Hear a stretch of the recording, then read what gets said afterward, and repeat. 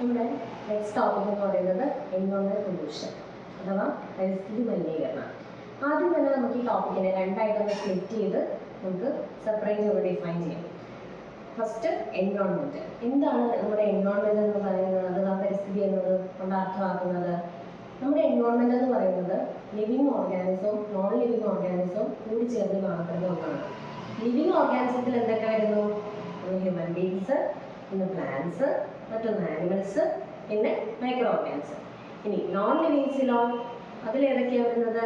Air, water, soil, wind, അങ്ങനെ കുറച്ച് ഘടകങ്ങൾ നോൺ ലിവിങ് ഓർഗാനിസത്തിലും വരുന്നത്.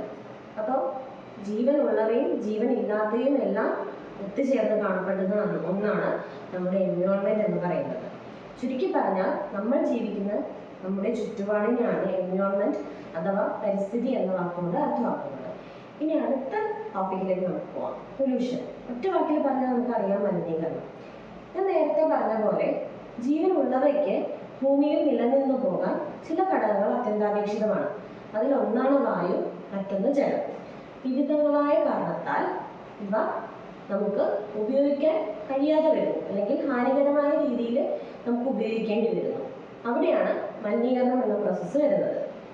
ഇനി എന്തൊക്കെയാണ് മലിനീകരണത്തിന്റെ കാരണങ്ങൾ? വർദ്ധിച്ചു വരുന്ന ജനസംഖ്യ, നഗരവൽക്കരണം, വ്യാവസായികവൽക്കരണം, ഇതൊക്കെ മലിനീകരണത്തിന്റെ അളവ് നമ്മുടെ എൻവയോൺമെന്റിൽ കൂട്ടുന്ന പ്രോസസ്സുകളാണ്. നമ്മുടെ എൻവയോൺമെന്റ് പൊല്യൂഷനെ 5ആയിട്ട് ക്ലാസിഫൈ ചെയ്യുന്നുണ്ട്. ഒന്ന് വാട്ടർ പൊല്യൂഷൻ, മറ്റൊന്ന് എയർ പൊല്യൂഷൻ, പിന്നെ soil pollution, thermal pollution, noise pollution.